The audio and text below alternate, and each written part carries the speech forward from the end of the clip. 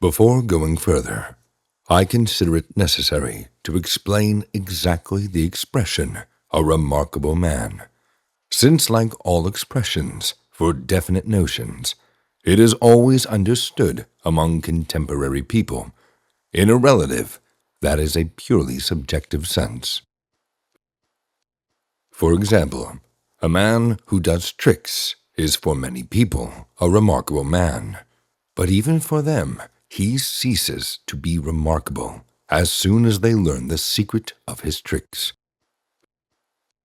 As a definition of who may be considered and called remarkable, I will simply say, for the present, to cut a long story short, to what men I personally apply this expression.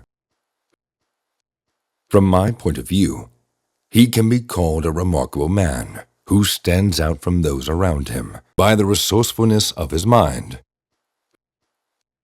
and who knows how to be restrained in the manifestations which proceed from his nature, at the same time conducting himself justly and tolerantly towards the weaknesses of others.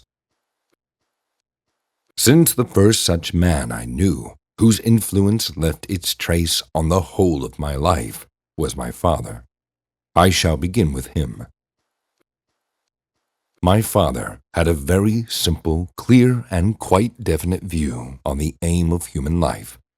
He told me many times in my youth that the fundamental striving of every man should be to create for himself an inner freedom towards life and to prepare for himself a happy old age.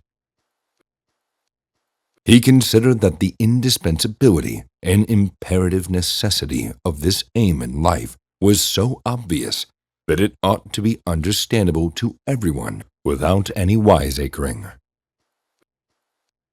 But a man could attain this aim only if, from childhood up to the age of 18, he had acquired data for the unwavering fulfillment of the following 4 commandments.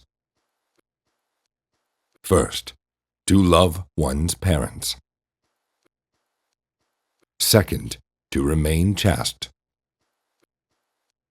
Third, to be outwardly courteous to all without distinction, whether they be rich or poor, friends or enemies, power possessors or slaves, and to whatever religion they may belong, but inwardly to remain free, and never to put much trust in anyone or anything.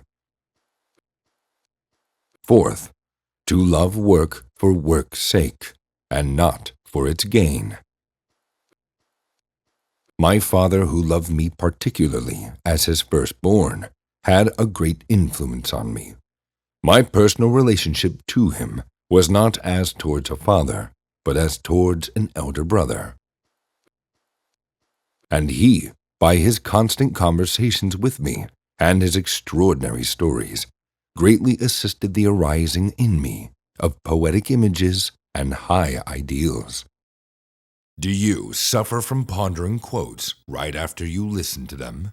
If so, simply click on one of these suggested videos as soon as possible to cure you from pondering the quotes you just listened to.